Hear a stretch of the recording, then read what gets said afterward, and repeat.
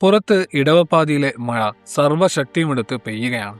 മുറ്റത്തെ മാവിൻ കൊമ്പുകൾ കാറ്റിലുലഞ്ഞ് ഓടിട്ട മേൽക്കൂരയിൽ ഉരയുന്ന ശബ്ദം ആ പഴയ വീടിനുള്ളിൽ ഒരു വിലാപം പോലെ മുഴങ്ങിക്കേട്ടു. എന്നാൽ ആ അടച്ചിട്ട കിടപ്പുമുറിക്കുള്ളിൽ പുറത്തെ മഴയുടെ ഇരമ്പലിനേക്കാൾ ഉച്ചത്തിൽ അവരുടെ ശ്വാസനിശ്വാസങ്ങൾ മുഴങ്ങി കേൾക്കാമായിരുന്നു. വർഷങ്ങളുടെ ഏകാന്തതയ്ക്കും മദ്യപാനിയായിരുന്ന ഭർത്താവിന്റെ ക്രൂരതകൾക്കും ശേഷം സുമയുടെ ശരീരം ആദ്യമായി ഒരു സ്നേഹസ്പർശം അറിയുകയായിരുന്നു. യൗവനത്തിൽ തനിക്ക് നഷ്ടപ്പെട്ടുപോയ താൻ ഏറ്റവും കൂടുതൽ സ്നേഹിച്ച മാധവന്റെ നെഞ്ചിലെ ചൂടിലേക്ക് അവൾ പൂർണ്ണമായിട്ടും അലിഞ്ഞു ചേർന്നു. സമൂഹത്തിന്റെ കണ്ണിൽ അത് വിലക്കപ്പെട്ടതാണെന്നറിഞ്ഞിട്ടും ആ നിമിഷങ്ങളിലെ ശാരീരികമായിട്ടുള്ള അടുപ്പത്തിൽ അവൾ തന്റെ ഭൂതകാലത്തിന്റെ സങ്കടങ്ങളെല്ലാം മറന്നു. ഹോസ്റ്റലിൽ പഠിക്കുന്ന മകന്റെ ഫീസ് അടക്കാൻ ഗതിയില്ലാതെ നിന്നവൾക്ക് ഇരുട്ടിന്റെ മറപറ്റി വന്ന മാധവൻ ഒരേയൊരു ആശ്രയമായിരുന്നു. പരസ്പരം ഇഴചേർന്ന ആ സ്നേഹപ്രകടനത്തിന്റെ ഏറ്റവും തീവ്രമായിട്ടുള്ള നിമിഷത്തിൽ പെട്ടെന്നാണ് അവളുടെ മുകളിലേക്ക് അമർന്നിരുന്ന മാധവന്റെ ശരീരത്തിലൊരു വലിയ ഞെട്ടലുണ്ടായത്. അയാളുടെ വിയർപ്പണിഞ്ഞ കൈവിരലുകൾ അവളുടെ തോളിൽ വേദന എടുക്കും വിധം വലിഞ്ഞു മുറുകി. മാധവന്റെ കണ്ണുകൾ തുറിച്ചു. ശ്വാസം കിട്ടാതെ അയാൾ വലിയ ശബ്ദത്തിൽ വായുവിനായിട്ട് പിടഞ്ഞു. സ്നേഹത്തിന്റെ ചൂടിൽ നിന്നും മരണത്തിന്റെ ഭയാനകമായിട്ടുള്ള തണുപ്പിലേക്കുള്ള ആ മാറ്റം ഒരു നിമിഷം കൊണ്ടായിരുന്നു. അവളുടെ മാറിലേക്ക് അയാളുടെ വലിയ ശരീരം ജീവനില്ലാതെ വന്നു വീണു. സുമയുടെ ശ്വാസം നിലച്ചു. നഗ്നമായ അവളുടെ ശരീരത്തിനു മുകളിൽ കിടക്കുന്ന ആ ഭാരത്തെ അവൾ പരിഭ്രാന്തിയോടെ തട്ടിവിളിച്ചു. ഇല്ല, ആ നെഞ്ചിലെ മിടിപ്പ് നിലച്ചിരിക്കുന്നു. ജീവന്റെ അവസാനത്തെ തുടിപ്പും ആ ശരീരത്തിൽ നിന്ന് വിട്ടുപോയിരിക്കുന്നു. എന്തു ചെയ്യണമെന്നറിയാതെ ഭയം കൊണ്ട് വിറങ്ങലിച്ച് അവൾ അയാളുടെ അടിയിൽ നിന്നും കുതറി മാറാൻ ശ്രമിച്ചു. പെട്ടെന്നാണ് പുറത്ത് ഇരുമ്പുകേറ്റ് വലിയ ശബ്ദത്തിൽ തുറക്കുന്നത് കേട്ടത്. മഴയുടെ ഇരമ്പലിനിടയിലൂടെയും ആ ശബ്ദം അവളുടെ കാതുകളിൽ വലിയൊരു ഇടിമുഴക്കം പോലെയാണ് പതിച്ചത്. സുമ ഞെട്ടിപ്പിടഞ്ഞു. ജനലിന്റെ പാളികൾക്കിടയിലൂടെ പുറത്തേക്ക് നോക്കിയപ്പോൾ മിന്നലിന്റെ വെളിച്ചത്തിൽ അവൾ ആ കാഴ്ച കണ്ടു. മഴ നനഞ്ഞ് തോളിലൊരു കനത്ത ബാഗുമായി കേറ്റ് കടന്നു വരുന്നത് തന്റെ സ്വന്തം മകൻ രാഹുലാണ്. സുമയുടെ സിരകളിലെ രക്തം മരവിച്ചു. കാൽമുട്ടുകൾ വിറക്കാൻ തുടങ്ങി. ജീവനേക്കാൾ താൻ സ്നേഹിക്കുന്ന മകൻ വാതിൽക്കൽ എത്തിയിരിക്കുന്നു. അവളുടെ കണ്ണുകൾ കട്ടിലിൽ പൂർണ്ണ നഗ്നനായി കിടക്കുന്ന മാധവന്റെ മൃതദേഹത്തിലേക്കും തന്റെ സ്വന്തം കോലത്തിലേക്കും മാറി മാറി സഞ്ചരിച്ചു. അവളുടെ തലച്ചോറ് മരവിച്ചു പോയിരുന്നു. പാതിരാത്രിയിൽ മറ്റൊരാളുടെ മൃതദേഹം സ്വന്തം കിടപ്പുമുറിയിൽ കാണുന്ന, അതും ലൈംഗിക ബന്ധത്തിലേർപ്പെട്ടതിന്റെ എല്ലാ ലക്ഷണങ്ങളുമുള്ള ആ കിടക്കയിൽ കാണുന്ന ഒരു മകൻ എന്തായിരിക്കും ചിന്തിക്കുക? അവൾ ഇത്രയും കാലം സമൂഹത്തിനു മുന്നിൽ ജീവിച്ച ആദർശങ്ങളും അവനു വേണ്ടി മാത്രം സഹിച്ച കഷ്ടപ്പാടുകളും ഒരു നിമിഷം കൊണ്ട് ഇല്ലാതാകും. അവളൊരു വേശ്യയാണെന്ന് അവൻ കരുതും. പുറത്ത് മുൻവശത്തെ വാതിലിൽ വലിയ ശബ്ദത്തിൽ മുട്ടുകേട്ട് തുടങ്ങി. രാഹുലിന്റെ ശബ്ദം അക്ഷമമായിട്ട് മാറുന്നുണ്ടായിരുന്നു. ഭ്രാന്ത് പിടിച്ചതുപോലെ സുമ തറയിൽ കിടന്ന തന്റെ വസ്ത്രങ്ങൾ വാരിയെടുത്ത് ധരിക്കാൻ ശ്രമിച്ചു. കൈകൾ വിറക്കുന്നതുകൊണ്ട് സാരി എടുക്കാൻ പോലും അവൾക്ക് കഴിഞ്ഞില്ല. കണ്ണുകളിൽ നിന്നും കണ്ണുനീർ ധാരധാരയായി ഒഴുകി. അതിലും വലിയ വെല്ലുവിളി മാധവന്റെ ശരീരമായിരുന്നു. ജീവനില്ലാത്ത ആ ശരീരത്തിൽ അയാളുടെ വസ്ത്രങ്ങൾ ധരിപ്പിക്കുക എന്നത് അസാധ്യമായിരുന്നു. പാതിവഴിയിൽ അയാളുടെ പാൻസ് വലിച്ചു കയറ്റാൻ അവൾ ശ്രമിച്ചെങ്കിലും സാധിച്ചില്ല. മുട്ട് വാതിലിൽ വലിയ ശബ്ദത്തിലുള്ള ഇടികളായിട്ട് മാറിയിരുന്നു. സമയം കളയാനില്ല. സർവ്വശക്തിയുമെടുത്ത് അവൾ ആ മൃതദേഹം കട്ടിലിന്റെ താഴേക്ക് വലിച്ചിട്ടു. നിലത്തെ തണുപ്പിലൂടെ ആ വലിയ ശരീരം ഇഴഞ്ഞു നീങ്ങി. കട്ടിലിനടിയിലേക്ക് പൂർണ്ണമായും അയാളെ തള്ളിക്കയറ്റാൻ അവൾക്ക് കഴിഞ്ഞില്ല. അലങ്കോലമായി കിടന്നിരുന്ന ബെഡ്ഷീറ്റും ഒരു പഴയ പുതപ്പും വലിച്ചെടുത്ത് അവൾ ആ ശരീരത്തിന് മുകളിലേക്കിട്ടു. വായുവിൽ തങ്ങി നിൽക്കുന്ന വിയർപ്പിന്റെയും രതിയുടെയും ഗന്ധം മാറ്റാൻ അവൾക്ക് കഴിഞ്ഞില്ല. കിതച്ചുകൊണ്ട് അവൾ സ്വീകരണ മുറിയിലേക്കോടി. നെഞ്ചിലെ മിടിപ്പ് പുറത്തു കേൾക്കാതിരിക്കാൻ അവൾ വാതിലിന്റെ കൊളുത്തിൽ കുറച്ചു നേരം പിടിച്ചു നിന്നു. വിറക്കുന്ന കൈകളോടെ അവൾ പതുക്കെ ഇരുമ്പ് താഴെ തുറന്നു. മഴവെള്ളം തുള്ളികളായി ഇറ്റുവിടുന്ന മുടിയുമായി കോപത്തോടെ രാഹുൽ അകത്തേക്ക് കയറി. അവൻ ആ വലിയ ബാഗ് തറയിലേക്ക് വലിച്ചെറിഞ്ഞു. എന്നിട്ട് അവൻ അമ്മയെ നോക്കി. പാതിയുടുത്ത സാരിയുമായി വിയർത്തു കുളിച്ച് വിളറിയ മുഖത്തോടെ കിതച്ചുകൊണ്ട് നിൽക്കുന്ന അമ്മയെ കണ്ട് അവനൊന്ന് സംശയിച്ചു. അവളുടെ ചുണ്ടുകൾ വിറക്കുന്നുണ്ടായിരുന്നു. നനഞ്ഞ വസ്ത്രം മാറാനായി അവൻ തന്റെ കിടപ്പുമുറിയിലേക്ക് നടക്കാൻ തുടങ്ങി. സുമ പെട്ടെന്ന് അവന്റെ മുന്നിലേക്ക് കയറി നിന്നു. അടഞ്ഞ ശബ്ദത്തിൽ അവൾ പറഞ്ഞു അവൻ അടുക്കളയിലേക്ക് വരാനും അവൾ തോർത്തെടുത്ത് തരാമെന്നും.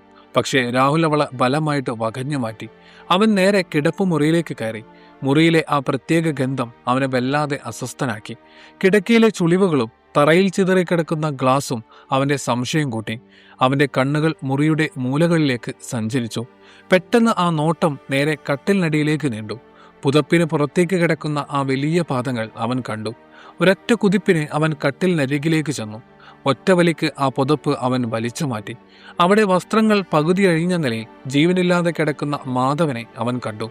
അർദ്ധനഗ്നനായിട്ടുള്ള ആ പുരുഷ ശരീരവും മുറിയിലെ ഗന്ധവും അവിടെ എന്താണ് നടന്നതെന്ന് അവനോട് വിളിച്ചു പറയുന്നുണ്ടായിരുന്നു. രാഹുലിന്റെ മുഖത്ത് അവിശ്വസനീയത നിഴലിച്ചു. അവൻ പതുക്കെ തിരിഞ്ഞ് വാതിൽപ്പടിയിൽ നിൽക്കുന്ന അമ്മയെ നോക്കി. 2 കൈകളും കൊണ്ട് വായ പൊത്തിപ്പിടിച്ച് വിതുമ്പിക്കരയുന്ന ആ അമ്മയ്ക്ക് തല ഉയർത്തി അവനെ നോക്കാൻ കഴിഞ്ഞില്ല.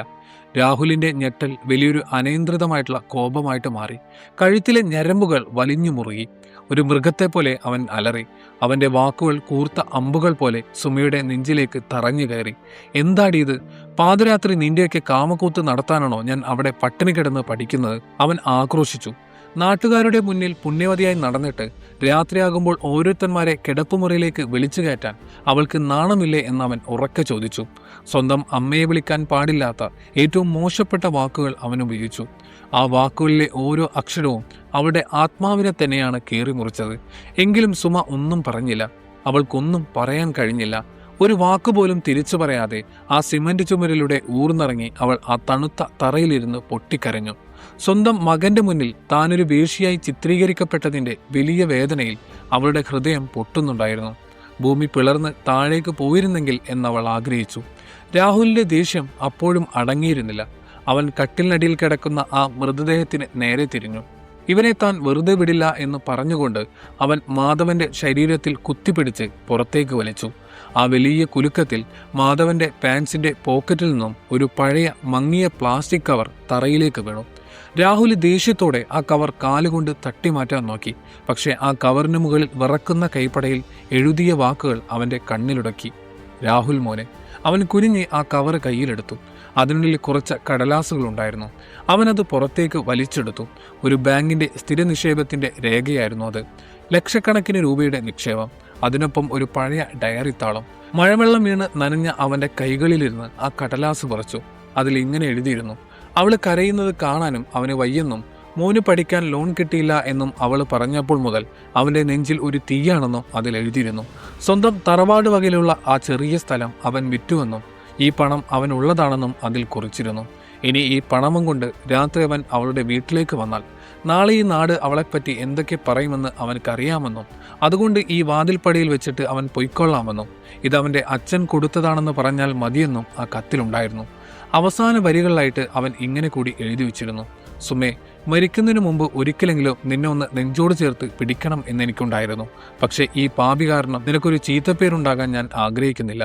രാഹുലിന്റെ ശ്വാസം നിലച്ചു പോകുന്ന പോലെ അവന് തോന്നി. തൊണ്ടയിൽ എന്തോ വലിയ ഭാരം വന്ന് തടഞ്ഞു നിൽക്കുന്നു. അവൻ പതുക്കെ തലയുയർത്തി മാധവന്റെ മൃതദേഹത്തിലേക്ക് നോക്കി.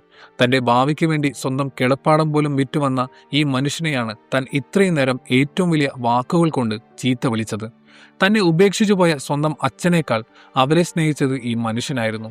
താൻ വേശ്യയെന്ന് വിളിച്ച സ്വന്തം അമ്മ തൻ്റെ പഠനത്തിന് പണം കണ്ടെത്താൻ കഴിയാതെ ജീവിതം അവസാനിപ്പിക്കാൻ നിന്നപ്പോൾ അവൾക്കൊരു താങ്ങായി വന്നത് അയാൾ മാത്രമായിരുന്നു. രാഹുലിന്റെ കണ്ണുകളിൽ നിന്നും ചൂടുള്ള കണ്ണുനീർ തുള്ളികൾ ആ തറയിലേക്ക് ഇറ്റുവീണു. യാതൊരു തെറ്റും ചെയ്യാതിരുന്നിട്ടും സ്വന്തം മകൻ പറഞ്ഞ ഏറ്റവും വിലക്കെട്ട വാക്കുകൾ മുഴുവൻ കേട്ട് അവനുവേണ്ടി മാത്രം അതെല്ലാം സഹിച്ച് തറയിൽ ചുരുണ്ടുകൂടി കിടക്കുന്ന ആ അമ്മ. അവൾക്ക് സത്യം പറയാമായിരുന്നു, ആ പണത്തെക്കുറിച്ച് പറയാമായിരുന്നു. പക്ഷേ അവനത് നിരസിച്ചാലോ എന്നവൾ ഭയന്നു.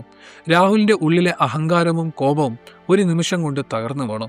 വലിയൊരു കുറ്റബോധം കൊണ്ട് അവൻ്റെ നെഞ്ച് പൊട്ടിത്തെറിക്കുന്നത് പോലെ അവന് തോന്നി. അവൻ വേച്ചു വെച്ച് അമ്മയുടെ അടുത്തേക്ക് നടന്നു. ആ തണുത്ത തറയിൽ അവളുടെ കാൽക്കൽ അവൻ മുട്ടുകുത്തി വീണു. അവളുടെ മടിയിലേക്ക് മുഖമമർത്തി. ഒരു കൊച്ചുകുട്ടിയെ പോലെ അവൻ വിതുമ്പി കരയാൻ തുടങ്ങി.